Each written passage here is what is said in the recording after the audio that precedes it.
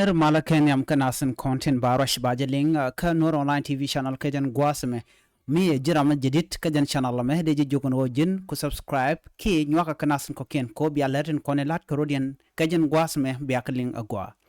amen balinga jan guasme shalar nene shalar gan wertin tire wishka gambella shika tu ka jien kan raika gambella ka wakan ka Sudan wakan rat ke jeb ke waga ka Syria kode kan gorde ka waka Europe charo jama chajalan men kula bajalung chala do kan jen kan kushi mana diena bana rajam bana jelinkel goran o jin bidin wa kanas ko ken ko belerti bi ka chulinga gwa ka do dan to kan kaja shirkamen shaling gwa samo ka tende shala no dol kan gwar nyet nuar tintere wishka gambella jen kan ka kwal karodian a shikan letche mana ken ka kan kwal karodian ka dob en wo ka Sudan ka waka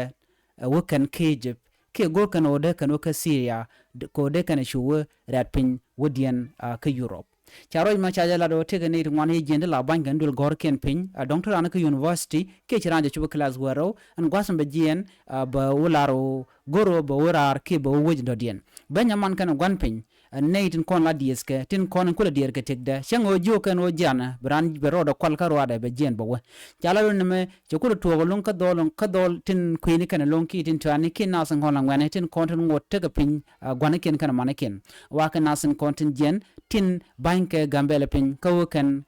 ka Sudan ke woga ke Egypt ka dom chala do dom beje long mlana na ka tin kan woda jien kan she manaken ke des ken dier kan lon gatin kon lat karodian ngum ba kula lel ka jen gwasme men ngene tin kon tero ka gambella tin kon tin kwini kan long tin daga she manaken banken she manaken pin ka jen kan wokan winu to ko ken ti sha weekend anamo de kula gujede karing mutedi aname muto ka jen gwasme dere nyono chi dies panken shikan kujin wode ka gad kende kan karom ke shikan nyan ko de kan gade kan karom kan gad ba shikan nyan ba ko de kan dis kende kan kalosa ngom la roda me jen gad ke jamo ngani tin kon de we de jalat ke de kan dor kende kan kalat la rana jen ba man ba jaban pin ka ba gon ba jaban pin we won mu do dien mu dong bi yeda ba batin ke dong de jaw nakten namo rekel ngai ke jen o nas jal jen tin wo ka Europe ka jen gwasme be ke long ko kan mi cha ko kabda dop dong ba kan ke ba mu ka bod nasan kon ti la ka kep mi cha ran cha ji yen dong mu te ka ron kirun daro baji kulolun kan woda ba mi chaji jigbo na za ko la chur ka jen gwasmo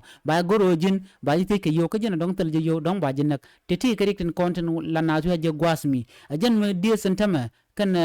dis gan ke mana gan kan gwana gare ka gambella kan wi ko ken die na longa gat ken ngom to kan tamere gambella me jen gat ka jam men yam jene gat ci ko kan gat ci ko tap ken kon yar ka shenken na me jen dan yil nga jen gwasme ka kwi ler mana yil nga jen gwasme goron jin mi ñu wax nas ko ken biata kamal bye bye